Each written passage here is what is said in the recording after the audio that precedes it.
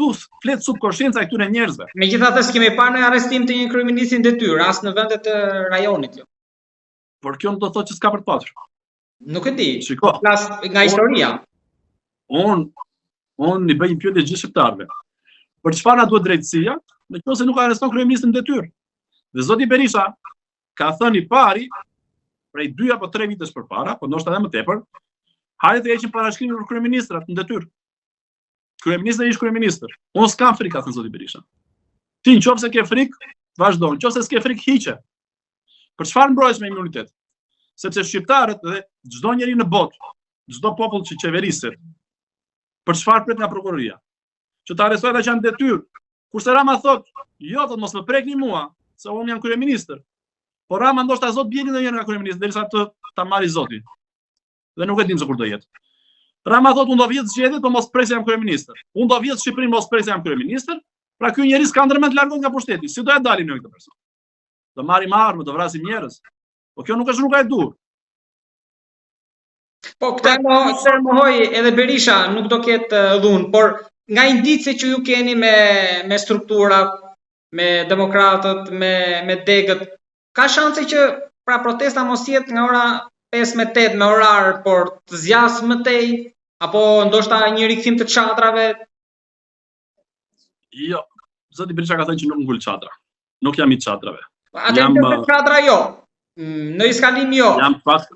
Jam pak më i fortë se pretendoj çadra. Nuk kam detaje se çfarë do të ndodhi nesër. Di që ka një revoltë jashtëzakonshme. Do të ketë edhe domethënë lëvizje popullore. Populli do jetë i lirë për të vepruar, sepse është i vjedhur dhe nuk ka asnjë alternativë tjetër, nuk ka asnjë rrugë tjetër për t'i dhënë zgjidhje kësaj pune. Pra ti të votoj i lirë nuk e lë, se i vjedh zgjedhjet. Të marri vendime vet ose të punoj drejtësia ti nuk e lë. Si do ja dali ky popull? Ti po shkon pa i merr pronë, po i nxjerr nga shtëpia, po i shkatron shtëpinë, po i vjedh parat, po i vjedh të ardhurat. Ti e ke çuar në pikën kritike, jo vetëm popullin, por edhe vetë vendin. Këta kanë ardhur me qëllimin prej fillimit vetëm për të vjedhur. Nuk ka një komentues, po marr prap çfarë thot populli, shkruan që më i jetur Berisha ishte për vulën në 8 janar, pra kishte më shumë etje se sa në protestat që ka zhvilluar kundër Ramës për pushtet.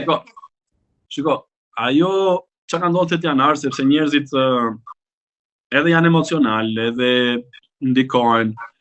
Ajo që ka ndodhur 8 janar ka ndodhur prej Edi Ramës. Edi Rama donte një çarje të madhe në PD dhe futi policinë. Policia s'kishte punë aty. Dhunën e ka bërë policia, e kanë bërë gazi kimik, që ja hodhën edhe në fytyrë zoti Berisha.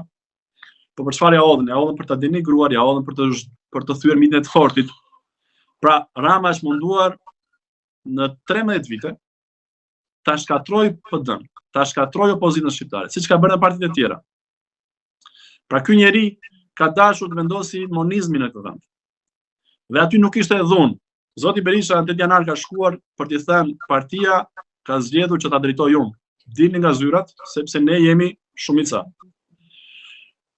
Pse Basha në paranojën, në çmendurinë e vet, blindoi PD-n, ky nuk është fajsa e Berishës. Unë kam thënë më përpara, po e them prapë sot.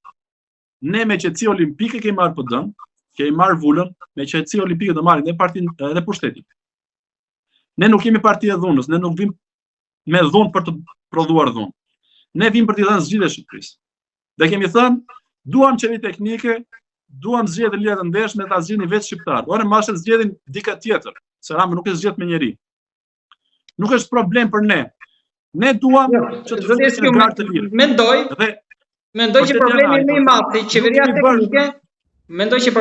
i qeveria teknike, e keni, mendoj unë, me gjykim modest, problemi duhet kërkuar më thellë ndoshta tek lëshimi i bashkive sa atëherë imponoshit më shumë edhe me numra, po ndoshta edhe rezultati mund të ishte ndryshe, edhe nëse do kishin një qeveri teknike. Që edhe nëse mund të jetë tani, prapse prap. Unë nuk jam hipokrit.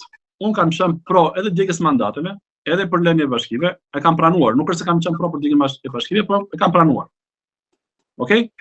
Dhe problemi që nuk fitoi PD-ja, nuk është se u lan bashkitë apo se u dogjë mandatet. Çdo shqiptar duhet të ketë qartë. PD-ja nuk fitoi në 2021 se do vodhën zgjedhjet. në 2021 besoj që ishte më shumë problemi i koalicioneve se nëse do ishit bashkë me LSI-n. Çdo gjë pra. Ky është kushtetues. Atë nuk e pengoi Rama koalicionin me LSI-n. Dakor. Ajo çështje teknike e Lulzit bashkë. Po mund të fitore, se më afër se atëherë besoj se keni qenë ndonjëherë. Jo, ka një gjë tjetër që shumë pak njerëz në këtë vend ose mund të jenë me gishtat e dorës e kanë thënë, po unë e kam thënë e po e përsëris prapë. Partia Demokratike me exit pollin e Antonio Notës ka qenë 4 pikë mbi PS-n. 3 pikë mbi PS-n.